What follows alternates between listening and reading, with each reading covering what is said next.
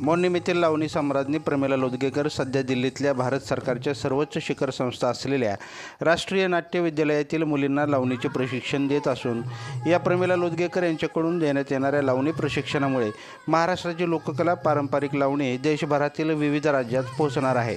दिल्ली येथील राष्ट्रीय नाट्य विद्यालयातील प्रत्येक राज्यातून 2 ते 3 कलाकार निवडले जातात। यामध्ये हिंदी, कर्नाटक, मल्याळम, पंजाबी, तेलुगू आदी भाषेतील कलाकार आपापल्या राज्यातील कला शिकत असतात व कलेची देवाणघेवाण करून ओळख निर्माण करून त्या पारंपरिक कलांचा प्रसार करत जोपासत असतात। या देशभरातील राज्यातील या विद्यालयातील विद्यार्थ्यांना महाराष्ट्राची लोककला असणारी पारंपरिक लावणी शिकवण्यासाठी लोककला अकादमी मुंबई विद्यापीठाचे विभाग प्रमुख प्राध्यापक डॉक्टर गणेश चंदन शिवे यांना आमंत्रित केले गेले आहे।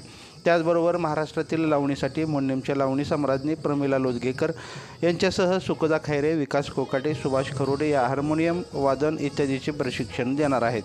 सुमारे 15 दिवस चालणाऱ्या या प्रशिक्षणात तमाशातील गायकी, नृत्य, लावणी, अभिनय, वादनकला, लावणी वेशभूषा असे लावणीसाठी आवश्यक असलेले कलागुण शिकवले जाणार आहेत। दिल्लीत जाऊन महाराष्ट्राच्या लावणीचे प्रशिक्षण देणाऱ्या 5 जणांपैकी 3 जणांना नुकताच भारत सरकारच्या संगीत नाटक अकादमीचा उस्ताद बिस्मिल्ला खान युवा पुरस्कार मिळालेला आहे।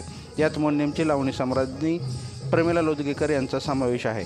प्रमिला लोदगेकर या सध्या दिल्लीत लावणीचे प्रशिक्षण देत असून या प्रशिक्षण शिबिरानंतर घेतलेल्या प्रशिक्षणाच्या जोरावर दिल्लीतील विद्यार्थी दिल्लीत आपला परफॉर्मन्स सादर करणार आहेत।